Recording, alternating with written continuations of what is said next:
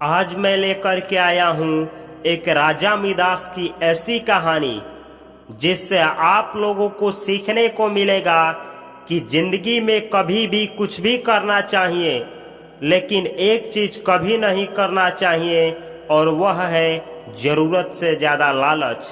तो चलिए कहानी की हम लोग शुरुआत करते हैं।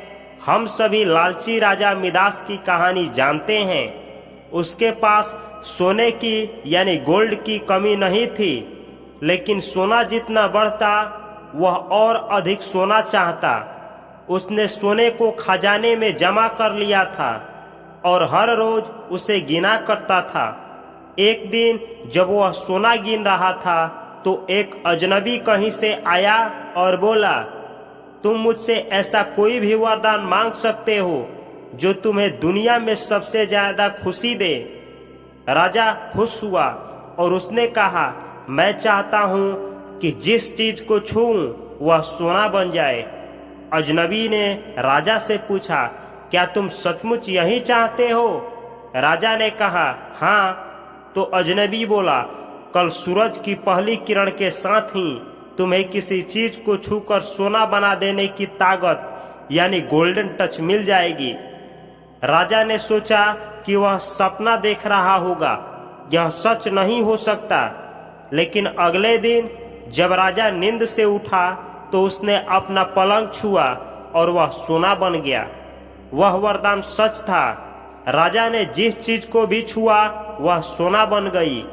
उसने खिड़की के बाहर देखा और अपनी नन्ही बच्चे को खेलते पाया। उसने अपनी बिटिया को यह अजूबा दिखाना चाहा और सोचा कि वह खुश होगी, लेकिन बगीचे में जाने से पहले उसने एक किताब पढ़ने की सोची। उसने जैसे ही उसे छुआ वह सोना बन गई। वह किताबों को पढ़ ना सका। फिर वह नाश्ता करने बैठा। जैसे ही उसने फलों और पानी के गिलास को छुआ वो भी सोने बन गए। उसकी भूख बढ़ने लगी और वह खुद से बोला, मैं सोने को खा और पी नहीं सकता। ठीक उसी समय उसकी बेटियां दौड़ते हुए वहां आई और उसने उसे अपने बाहों में भर लिया।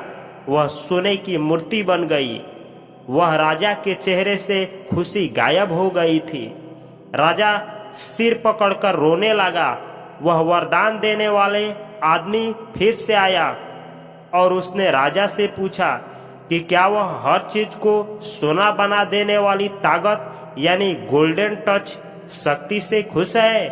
राजा ने बताया कि वह दुनिया का सबसे दुखी इंसान है। राजा ने उसे सारी बात बताई।